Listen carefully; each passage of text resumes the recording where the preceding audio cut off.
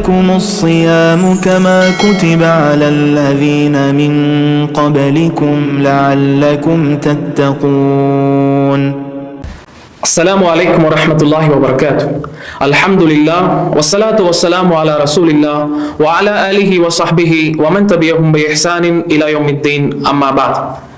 கண்ணியத்திற்குரிய அல்லாஹ்வின் நல்லடியார்களே, என் அருமைக்கினிய சகோதர சகோதரிகளே, ரமதானிய சிந்தனை என்னும் இந்த தலைப்பின் கீழ் நாம் தொடர்ந்து ரமதான் குறித்த விஷயங்களை அறிந்து கொண்டு வருகின்றோம். சென்றைய அமர்வுகளிலே ரமதானுடைய தனி சிறப்பு அம்சங்களை நாம் அறிந்து கொண்டோம். அதன் தொடர்ச்சியாக இந்த அமர்விலே ரமதான் மாதத்தின் தனி சிறப்புகளில் ஒன்றை பற்றி நாம் அறிய இருக்கின்றோம். ரமதான் மாதம் இது எப்படிப்பட்டது என்றால், இந்த மாதத்தில் ஒரு இரவில் தான் லைலத்துல் கதருடைய இரவு இருக்கின்றது. லைலத்துல் கதர் இடம் பெற்றிருக்கக்கூடிய ஒரு மாதம் தான் ரமதானுடைய மாதமாக இருக்கின்றது. மகத்துவமிக்க இரவு, புனிதமிக்க இரவு. அல்லாஹ் ரப்பல் ஆலமீன் இதை குறித்து சொல்லும் பொழுது சொல்லுகின்றான், இன்னா அன்ஸல்னாஹு ஃபீ லைலத்தில் கத்ர். நாம் இந்த குர்ஆனை மகத்துவமிக்க கதருடைய இரவிலே நாம் இறக்கி வைத்தோம். சுப்ஹானல்லாஹ்.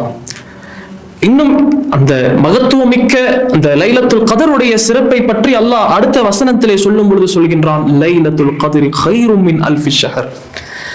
லைலத்துல் கத்ர் என்பது 1000 மாதங்களை விட சிறந்ததாக இருக்கின்றது.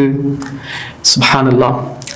யார் ஒருவர் அந்த லைலத்துல் கத்ர் இரவிலே நின்று வணக்க வழிபாட்டில் ஈடுபடுவாரோ அவர் செய்த அந்த நல்லறம் 1000 மாதங்களை விட சிறந்ததாக ஒரு இரவிலே செய்த அந்த நல்லறங்களுக்கு நன்மைகள் அவருக்கு கிடைக்கின்றது.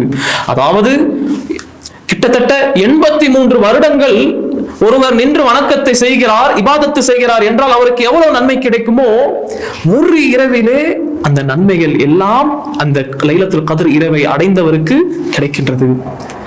சிந்தித்து பாருங்கள், ஒருவருடைய வாழ்நாளிலே ஒரு 50 ஆண்டு காலம் ஒருவர் வாழ்கிறார் என்றால் அதில் அவர் 20 லைலத்துல் கத்ர் இரவை அடைந்து விடுவார் என்றால் அவர் எப்படிப்பட்ட சிறப்பை அவர் பெறுவார்? சுப்ஹானல்லாஹ்.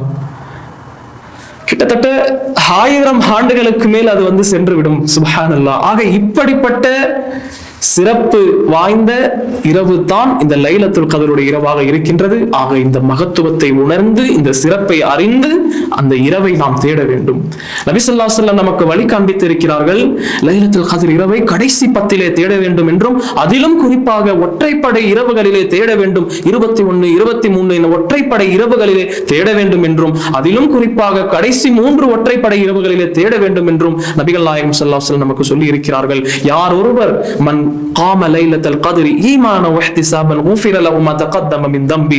எவர் ஒருவர் லைலத்துல் கத்ரிலே நின்று வணக்கத்தில் ஈடுபடுவாரோ அவருடைய முன் பாவங்கள் மன்னிக்கப்படுகின்றது எனவும் அல்லாஹ்வுடைய தூதர் ஸல்லல்லாஹு அலைஹி வஸல்லம் சொல்லி இருக்கிறார்கள். புகாரியிலே பதிவு செய்யப்பட்ட ஹதீஸ். ஆக கண்ணியத்திற்குரியவர்களே, இந்த சிறப்பை நாம் அறிந்து உணர்ந்து இந்த லைலத்துல் கத்ர் இரவை நாம் மிஸ் செய்யாமல் அதை நாம் தேடி அதிலே நல்ல அமல்களை நாம் செய்ய வேண்டும். அல்லாஹ் ரப்பல் ஆலமீன் நம் அனைவருக்கும் அதற்குரிய வாய்ப்பை தந்தருள்வானாக. வ ஆகிரு தஅவானா அல்ஹம்துலில்லாஹி ரப்பில் ஆலமீன். வஸ்ஸலாமு அலைக்கும் வரஹ்மத்துல்லாஹி وبركاته.